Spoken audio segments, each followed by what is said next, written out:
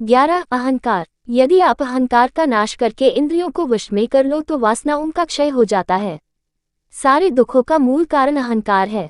सारी तृष्णाएं, वासनाएं इस शरीर रूपी अहंकार के आश्रित रहती है।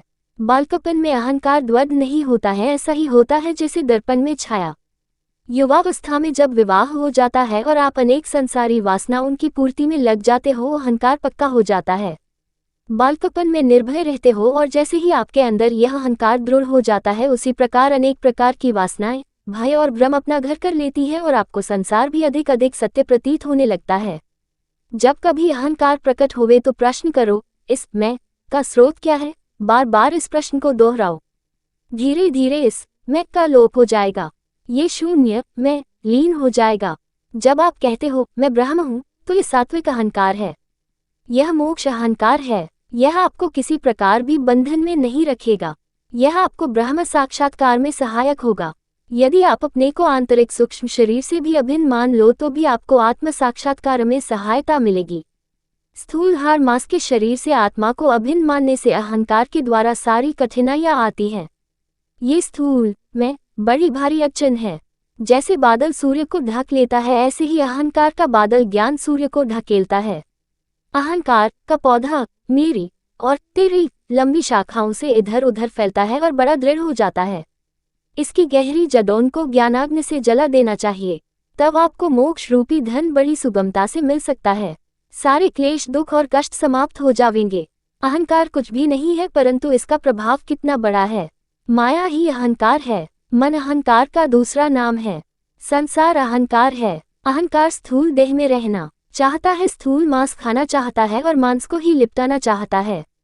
यह अविद्या है। माया के धोखे को देखो, सचेत रहो, ज्ञान प्राप्त करो। आप एकदम अहंकार को नहीं निकाल सकते। इसे थोड़ा थोड़ा करके कम करने की कोशिश करो। 3 महीने में 1 आना भर अहंकार दूर कर दो। 4 साल में आप इसे पूरा हटा सकोगे। आप कर्मयोग द्वारा आत्म बलिदान से या भक्ति योग द्वारा आत्म निवेदन से या वेदांतिक आत्म विचार द्वारा अहंकार को दूर कर सकते हो।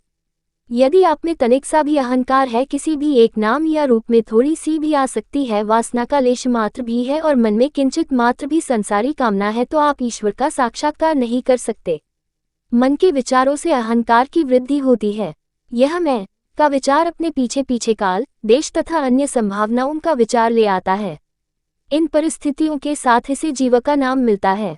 इसी के समकालीन बुद्धि, स्मृति और मन उपजते हैं, जो संकल्प रूपी वृक्ष का बीज है। अहंकार एक सूत्र के समान है। ये समस्त इंद्रियों को अपने साथ जोड़ लेता है। जब सूत्र टूट जाना है तो सारे मोती गिर जाते हैं। उसी प्रकार जब अहम ब्रह्मास्मि भावना द्वारा, साक्षी भाव द्वारा या निमित्त भाव लेकर आत्मनिवेदन की रीति से, अर्थात यह मानकर कि मैं भगवान के हाथों में केवल निमित्त मात्र हूँ, यह मनरूपी सूत्र तोड़ दिया जावे तो सारी इंद्रियां भी टूट जाएगी। इंद्रियों के साथ संबंध विच्छेद हो जाएगा। काम, क्रोध, द्वेषादि विभिन्न वृत्तियों का नाश करने के लिए प्रयत्न मत करो।